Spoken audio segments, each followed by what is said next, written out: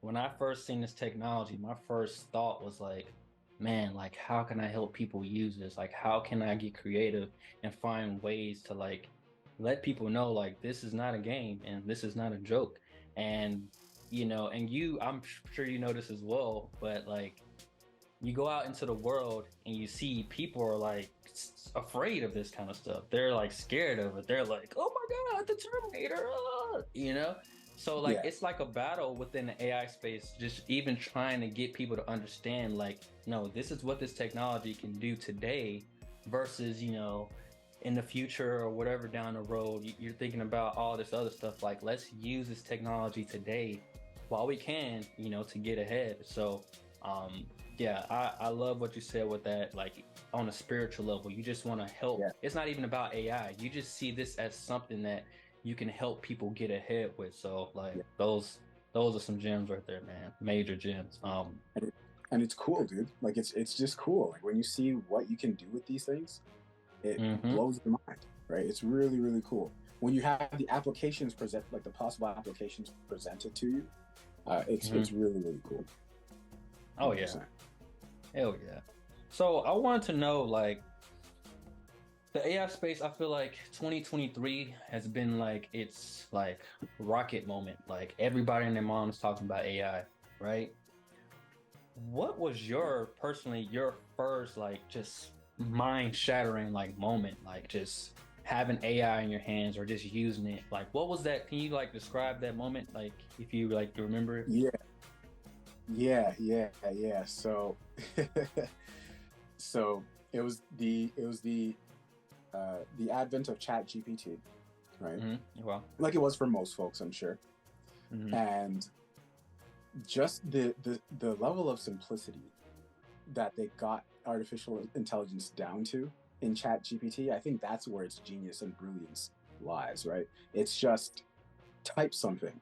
Like it's the most simple thing. Like it's a chat bot, right? But it's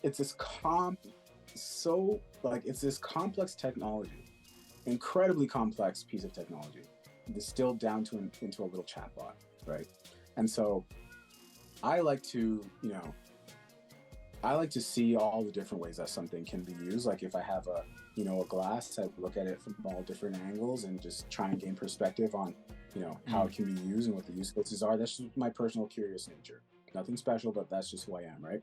And so I remember, if we're talking specific moments, uh, so a friend of mine had texted me um, a video to the group chat of him hmm at work. Now, he was a financial analyst. So this is about 6 months ago. He texts a video to the group chat, and it's this thing where he's asking for market research, like on the financial markets. And it's this chatbot just printing out like very human like results detailing the specifics of what's going on in like the North American, financial sector. And I'm like, what is like this is like the most futuristic thing I'm seeing right now. Like, Yeah. and I'm sure that same interaction was happening in group chats all over the world. Like people were recording this chat GPT thing and then saying, guys, like look what's going on right now. We're in the future, right? That was like one of those we are in the future moments. Like that is how Mm. profound your first interaction with chat GPT probably was, at least for most people, but definitely for me. So I remember trying to figure out how to get this thing on my phone. Quickly realized it wasn't available for phones. So I tried to hmm get into I'm not sure if it was the beta version or Chat GPT version 1. Either way, I'd spent a couple of days trying to use this thing. I don't know if I was put on a waiting list. It's memories fuzzy, but I remember just aggressively trying to get onto this tool. I wasn't able to for about a week. Yeah. Fast forward a week from that point, finally get my hands on it, and I just went wild. I Yeah. was like, man, this thing, this thing is responding to me as if there's a person behind it, and I can tell it to do whatever I want it to do. Of course, hmm within restrictions, right? Like it won't give you certain piece of Yeah. information, but I was like, wow, and it does it instantly. hmm And I like to cut corners sometimes. So I'm just like, man, Yeah. can you can you write me a book? Just write me a book. I Yeah. just want to, let me just see something real quick. Just write me a book. And it writes me a book. And I'm like, whoa. Okay, wait. Can you, let's break this down because I want to see how good this gets, right? Can you Yeah. write me a 1,000-word book? And I'm like, whoa, okay, cool. So this thing never gets tired. It responds instantly. It doesn't have an attitude. It does make mistakes a couple of times. It makes mistakes here and there, but that is fully dependent on how specific I get with my questions and the quality of my questions and how I approach things. And it's possible for this thing to be overwhelmed. So let's go back and break it down. So this is what is happening the more I'm using it. It's all of these different ways of approaching it, but I spent days on end using this thing. And I'm like, hold on a second. I've been trying to write a book between you and I, Will, and whoever's listening to this podcast.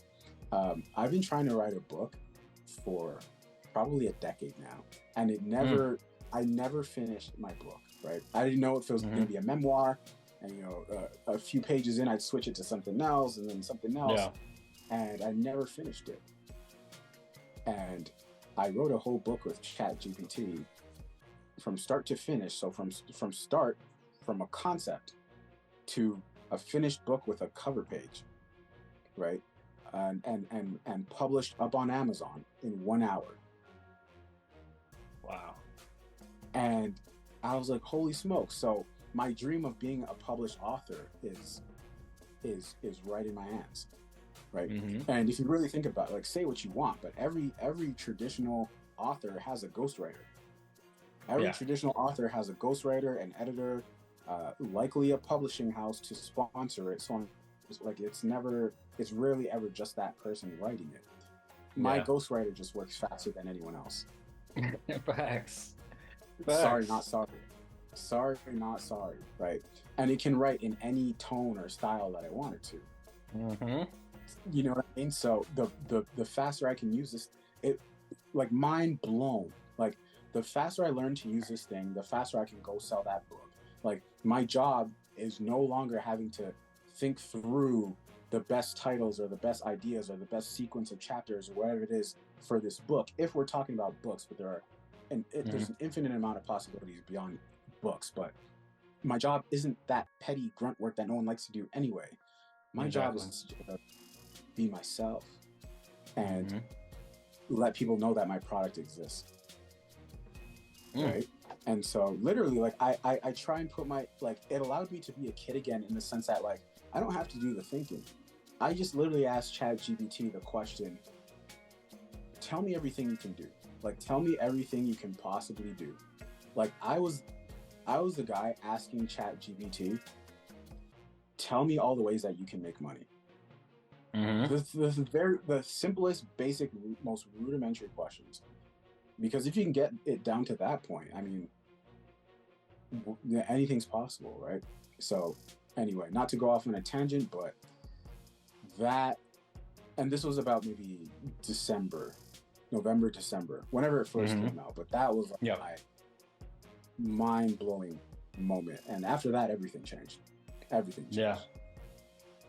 Yeah, similar to your story, man. Like, I remember I was just sitting on the couch, just, doom scrolling on TikTok, just doom scrolling. And all of a sudden I just see, I can't even remember the influencer or whoever it was, but I just see them talking about ChatGPT, and I'm just like, man, what the heck is this? And I see them, like, doing a demo of what they're doing, and, like, immediately my mind is just like I could just feel my brain, like, expanding, like, wait, nah, this can't be real. Like, I need to go, like, and check it out and see for myself.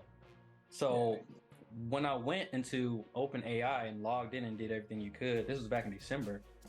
I'm just like, when I put in my first prompt, I tell people, like, this story all the time. I felt like I had, like, my first kid when I seen the results. Like, when it starts shooting out the results from what the prompt that I put in, I was just like, this is about to, like, change everything, like, I don't understand. Like, I'm talking to somebody like yourself who has, like you say, you made a book, you asked questions, all this stuff. when I seen this technology like you did, I was thinking the exact same thing. I'm like, oh my God, I need to stop whatever the hell it is that I'm doing right now and spend some time, spend some weeks just studying and seeing what this like new technology is about, right? And like to add on to that, like I wanted to ask you, like, obviously you told your story, your first like groundbreaking moment, like seeing it. I'm still in awe, like talking about ChatGPT as we speak. But like, why do you think people are afraid of like AI? Like, and what do you think that's all about? Because if people like you and I, and obviously if you're watching or listening to this podcast, can understand the powers and the capabilities, like, why do you think people are afraid? Like, what is your perspective on that? Yeah, great question. Great question. Because people are really afraid. I think when it comes down to just human nature, I think humans fear change.